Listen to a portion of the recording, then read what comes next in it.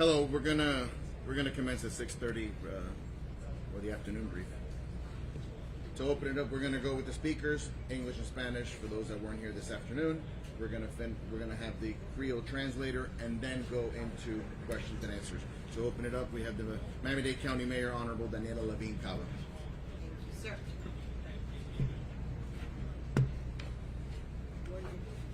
Good evening, everybody. Search and rescue continued throughout the day, as you know, despite the terrible weather, and we are continuing to make headway in our search. Since our last briefing, very unfortunately, one additional victim was recovered. So the number of deceased is now at 12, and this number of accounted for is 125. We had previously included the number of deceased in the accounted number, but for clarity moving forward, we will be providing you with three separate numbers: the deceased, the accounted, and the unaccounted. The number of unaccounted is now 149. And over the past few days, we've been conducting an audit of our list of missing persons, and we've been working to verify and remove duplicates wherever possible. I hope you can understand we're getting this information from lots of different sources and often not complete, so it's very important that we go through to cull the list. So our detectives are working around the clock to get in touch with all of those who've been identified and then reaching out to provide information to verify the reports. So we will be producing a more accurate, finalized number and getting it to you. It's important to keep in mind that we receive information from many different sources. For example, multiple family members might call in about the same person, or family members might provide both English name and Hebrew name of a loved one. And some people are reporting in person, and some are calling from overseas. Some are distant friends of those who are missing. So we're getting all kinds of information from all these different sources, and sometimes we only get a name or an apartment number. Sometimes we don't have both. So we're sifting through all of this information to determine which of these reports are in fact new and which are duplicates, and this is a slow and methodical process. So we ask you to be patient as we continue this audit. And I want to continue to stress, as we have done all along, that these numbers are very fluid and they continue to change. In terms of the work that we're doing to support the families, we have now fully opened our expanded family assistance center, and we have 3 psychotrauma therapists on the site, along with all of the services we continue to provide, over 20 different organizations involved. We have been overwhelmed with the generosity of people throughout this community and the entire world. So many generous offers of assistance and support, and we want to urge those who want to support these families and this effort to please donate at one of the available on the web sites. We have Support Surfside and United Way, Operation Helping Hands. There are also volunteer opportunities available, and many have contacted us about that. You can make a contribution and sign up to volunteer at miamidade.gov/emergency. So that is a site that combines all of the different resources for people who want to help. Our first responders, who are the focus of our attention as they continue around the clock on this mound, are continuing the brave and very, very difficult task, putting themselves in danger. It is their life's work to search for people alive in circumstances such as this, and they are truly the best in the world, and we truly have all of the help that we need, and they have been working non-stop, as you know, for nearly 6 days. So please pray for them and their families, and join us with support and donations and volunteering as you're able. Buenas tardes a todos. La misión de búsqueda y rescate ha continuado durante todo el día a pesar del clima intermitente, la lluvia, y seguimos avanzando en nuestra búsqueda.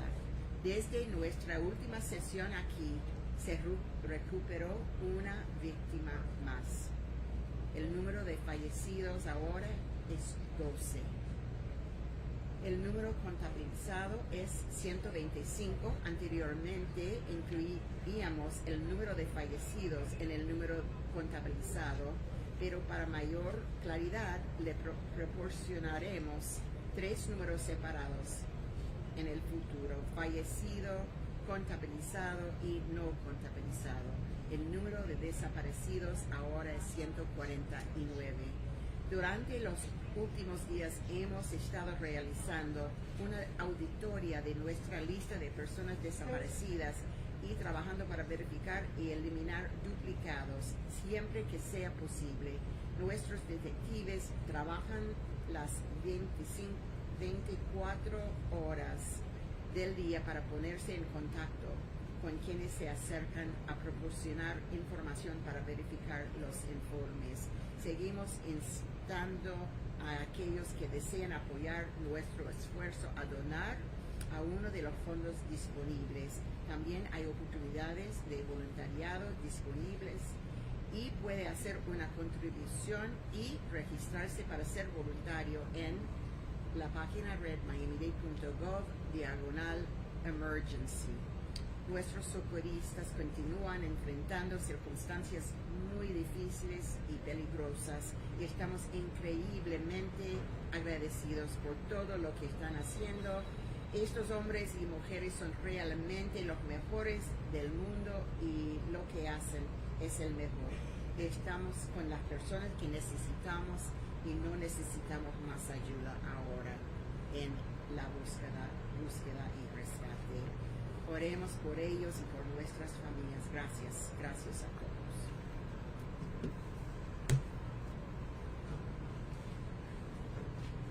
Thank you, Madam Mayor. Division Director for Office of Emergency Management, acting as Deputy Incident Commander, Charles Cerullo. Good evening, everyone. Under the leadership of our mayor, Miami-Dade County is coordinating a unified response to search, rescue, and assist all residents that have been impacted by this incident. We have over 50 agencies here now and over 900 personnel responding, to include partners in the county, such as Animal Services, Department of Environmental Resource Management, Department of Public Works, Solid Waste, and many others. Of course, our first responders, Miami-Dade Fire Rescue and Miami-Dade Police Department. This coordinated operation is helped to facilitate a seamless integration of these other partners, like our federal partners and our state partners, that's FEMA and the Florida Division of Emergency Management. We have successfully opened the Florida Assistance Center today, as the mayor has mentioned. Today was our first full day, and we have serviced quite a few families as they are in need, and we are here to assist them. As she also mentioned, and I want to reiterate, if you want to know about services that the county is providing, or if you need assistance and you are out there and you are impacted by this incident, please go to miamidade.gov/emergency. Thank you. Thank you, sir. And to translate for the Deputy Incident Commander, Miami-Dade Fire Rescue PAO, Erica Benitez. Muy buenas tardes. Bajo el liderazgo de nuestra alcaldesa Daniela Levin Cava, estamos coordinando estos esfuerzos unificados de búsqueda y rescate. La asistencia a la cual unifica varios departamentos del condado, incluyendo el Departamento de Bomberos de Miami-Dade, el Departamento de la Policía y varios otros departamentos, al igual que socios federales, estatales, locales, internacionales, sin fines de lucro y también parte del sector privado. Esta operación coordinada de más de 40 socios y 700 socorristas ayuda a facilitar una integración perfecta de los servicios para estas operaciones de búsqueda y rescate, así como la asistencia para los afectados de esta tragedia. Y les recordamos a todas las personas que estén buscando o necesiten ayuda, los familiares, que visiten miamidade.gov/emergency. Thank you, Erica. Representing the Florida Division of Emergency Management, Director Kevin Guthrie. Good evening, everyone. We're wrapping up another day, and state agencies continue to identify unmet needs and provide support to our local partners of Miami-Dade County. To date, the State Emergency Response Team has fulfilled more than 80 requests and have 18 requests that are currently being fulfilled. The most significant of those 18 requests being fulfilled right now is a request that has come in within the last hour to ask the federal government for one additional Type 1 urban search and rescue team. Most likely that team will be deployed from the eastern seaboard, possibly Virginia. These requests can vary from logistics needs to personnel needs. We're working around the clock to ensure our local partners have everything that they need to successfully respond to this incident. Today, the governor and I met with our partners at FEMA to discuss additional ways that we may be able to find assistance for our local partners. We also know there are many Floridians out there looking for ways to support this response as well. The best and most effective way is the form of a cash donation. Funds have been launched by established local organizations to receive monetary donations. Support surfside.org and neighborsforneighbors.org/surfsidefund are two legitimate donation sites that people can go and donate. We did receive one report today at the Florida Division of Emergency Management. There is at least one fraudulent company out there on the web.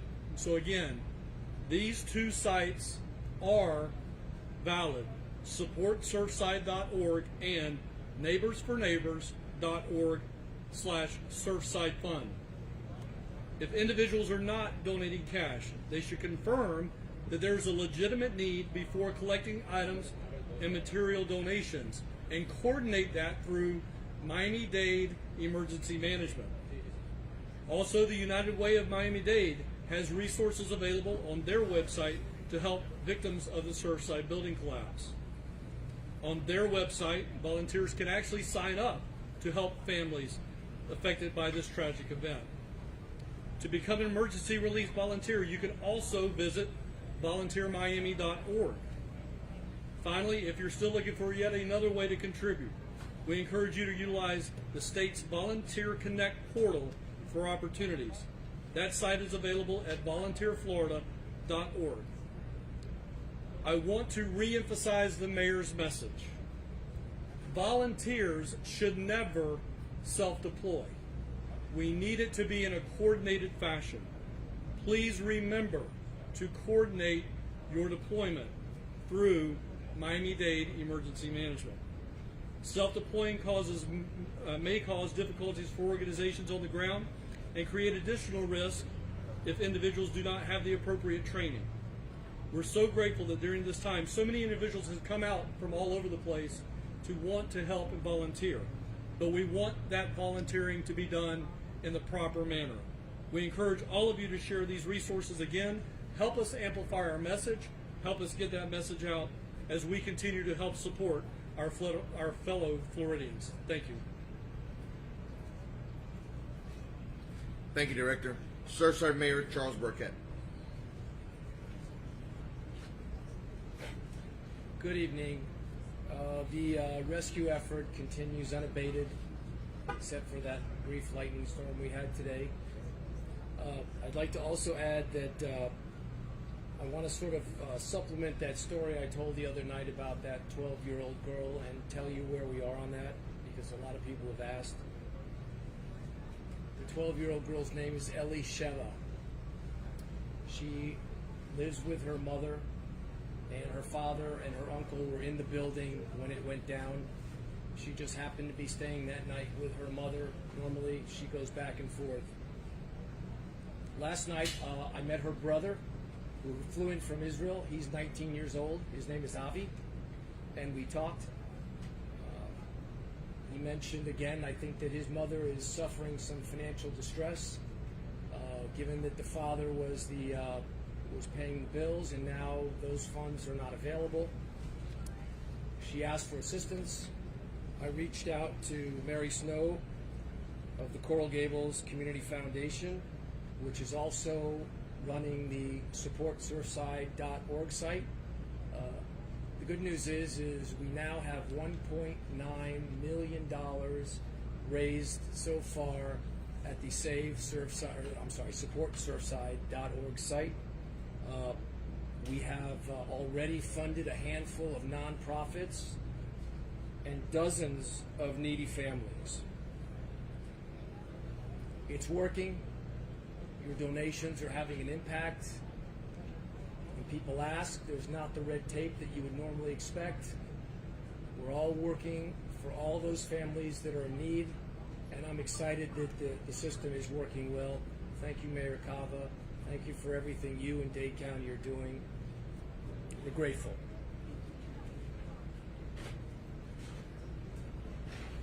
Thank you, Mayor.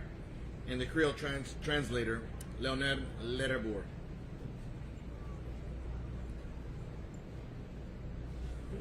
Bonjour tout le monde. Depuis nous t'ai parlé aujourd'hui, nous t'ai gagné l'autre monde qui a ajouté dans la catégorie monde qui mourir. Pendant que nous cherchons toujours à continuer pour nous voir si nous sommes capables de joindre monde qui est encore vivant. Pour le moment, quantité de monde que encore compté qu'il a toujours, il y a 125. Monde que vous comptez que nous pouvons rejoindre, c'est 149. À partir de Kounia, on a trois catégories de monde. Par rapport à ça, nous avons fait dans la semaine qui sont dans le jour qui sont passés. La quantité de monde que nous joignons, quantité de monde que nous pas joignons, avec quantité de monde qui mourent. Il y a un audit que nous allons faire qui pourra permettre que nous nettoyions la liste de monde que nous pas voyons. Et la liste va permettre que nous enlevions les noms qui dupliquent dans la liste là. Pour le moment, nous permettons tout que les gens qui veulent faire volontariat, capables de participer comme volontaire, là ça est capable de venir dans un site internet que nous allons faire, qui c'est miamidade.gov/volontaire. Donc, miamidade.gov/volontaire. Merci. Thank you, sir. We're going to open for questions, and again, we will ask you to do it in an orderly fashion until you're selected upon, and then we move on. Sir? Thank you. Mayor and the state, just for clarification, first of all, you said no more resources were needed, but a request has been made for another urban search and rescue. Can you clarify that seems a contradiction, no more resources were needed, but we're going to need urban search and rescue? Yes, so from the state side of the House, I spoke with Chief Kaminsky. This was a joint decision between myself and Chief Kaminsky. We do have two potential areas of development that are out in the Atlantic right now heading into the Caribbean. So the thought process that both the Chief and I talked about today is we have all 8 urban search and rescue teams engaged in this fight from Florida. So we talked about doing a relief. So we have all the resources we need, but we're going to bring in another team to, if you will, backfill those resources so that, again, there's no more needed resources in the numbers of people. But we want to rotate those out so that we can get some resources back in case in 7 to 10 days or so we may be dealing with some type of tropical cyclone. Yeah, just to reiterate, we've always had 3 federal teams besides Florida Task Force 1 and Florida Task Force 2, which are also part federal, but we're here locally, on standby. So they've been standby, we just haven't deployed them or requested them. Due to the recent 5-day forecast with 2 storms, we decided that it would be best to go ahead and activate them, so make that request, so the one will head this way, and then we'll look to see what we'll go ahead and release. And just follow up, anybody who gets to the mayor, your thoughts and concerns about the stability of the building. What did engineers say about the concerns about the stability of the building that's still standing? How concerned are you that it will remain standing? So we have the structural engineers on site. They're monitoring extremely closely everything that's happening there because obviously we cannot put our first responders in danger. And we're removing items that we can that might fall off the building. So we are taking necessary measures to avoid those sorts of falling items. But at this time, it's not considered that the building is at risk of collapse, but it is unstable, and so we are no longer entering into the building. Carlo? Thank you. Carlos with NBC6. My question is, it'd be for the fire chief, although it might be open to someone else. A line of dump trucks arrived here late this afternoon. Can you walk us through where they're staging? Is the hope to start removing some of this debris right now? Yes, those dump trucks are going to our evidence debris collection site. We're moving debris as fire rescue does what they're doing there to move the debris. We're relocating it to a location where it'll be also collected, sift through, catalog, photograph for future investigative purposes. How are you deciding what gets all the way to the warehouse space? There are detectives on the scene, engineers. They're just loading the trucks. When it's going to a DOT site, a secured site. When it's get there, it's being cataloged and placed in certain areas, and as the investigative process goes, it'll be sifted to and analyzed. Thank you. Ma'am?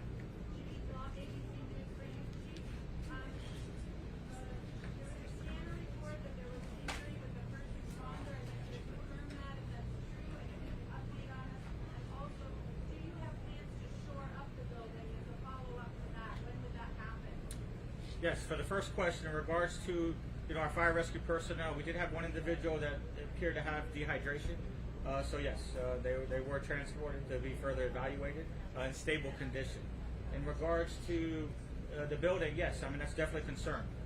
This whole scene that we're working on, I can't emphasize enough, the dangers that we're encountering. So we're definitely been monitoring throughout. Our USAR teams have structural engineers. We had several other engineers on site evaluating as well, and we're constantly monitoring. So they're planning to shore up before these storms potentially arrive? No, well, that I can't comment. I mean, I think it'd be difficult in that sense right now. Again, our primary focus is our rescue efforts. Corner over here, man.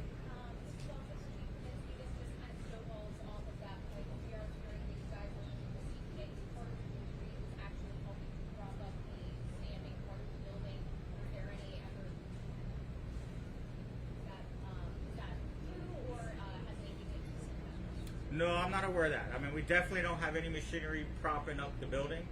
We have a zone that we're making sure we're staying, a certain distance from the building. Well, the debris that's there, we're leaving, yes. I mean, we are leaving that there just in regards to, again, the concerns with the structural integrity of the building. That's why, as the mayor stated, we will not make any other entries into that building, and we'll definitely monitor it. And yes, that's why we're not clearing out that area. Spanish over here. Okay, my question is for the Miami-Dade Fire Department, Erika, en español. Erika, quisiéramos saber qué están haciendo para rescatar a las mascotas que quizá quedaron atrapadas en el edificio de los dueños. La pregunta es qué estamos haciendo para rescatar a las personas que están... Que los dueños escaparon, se fueron y quizá quedaron en el edificio, las mascotas.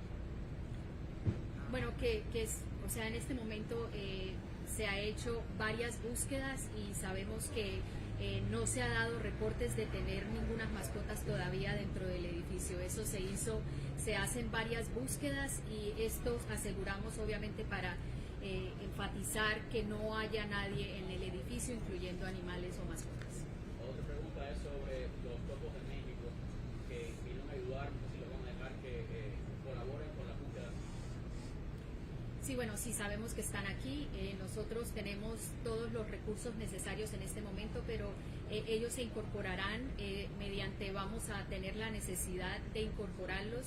En este momento eso es algo que se evalúa y cuando llegue a darse el momento para brindarles esa oportunidad, ellos se van a incorporar a nuestro equipo. Janine, the last one here. Yes, the fire chief. Chief, can you explain, Hamilton, can you explain sort of the mapping that your crews are doing on the rubble? I think it's so hard to understand how that can be. It just looks like a pile of rubble, but we're able to kind of map it out to find out where potential victims are. And my second question is, how is everybody? It's been 6 really long days. How are your crews handling? Well, with the first part, in regards to the rescue grids, We do have it mapped out, and it's in a number. B1, B2, B3 is one area that we look. D1, D2, D3 is another area we look, and then G1, G2, G3. So that's how our grid system is in regards to rescue. You know, we overlay maps. There's GIS layers that we put in, how the building looked before the collapse. So all those come into factors where we're expecting certain areas, what we're looking for. And as we were talking about through this delayering process in each grid, you know, that's where we focus. Again, we continue the same tactics in regards to looking with, you know, our sonar equipment, any video equipment, in regards to doing any sweeps, anything along those lines, as well as any other signs, you know, that might show as we're delayering, you know, a certain area, a certain location. In regards to our spirits, you know, we're still like again, it's an extremely difficult situation, you know, and we're out here 110%. As I stated earlier, couldn't be prouder. You know, Miami-Dade Fire Rescue, you know, the brave men and women firefighters that are under my command, as well as the task force teams and all of us working together. I mean, this is just such a unified approach. You know, this is, you know, these are the times that are the most difficult, you know, but it's, we're here to do a job. We're here with a passion. You know, this is what we do. And, you know, hopefully we have some success. I just want to add to what the chief said. I think our rescue workers are so inspired to find people. They're so inspired to be joined by so many other support teams. The fact that we have our police, our social services, our federal agencies, our state agencies, our volunteer agencies, our cities, all working together for one common purpose creates a real esprit de corps. And so we're all working together around the clock to get it done. We're united.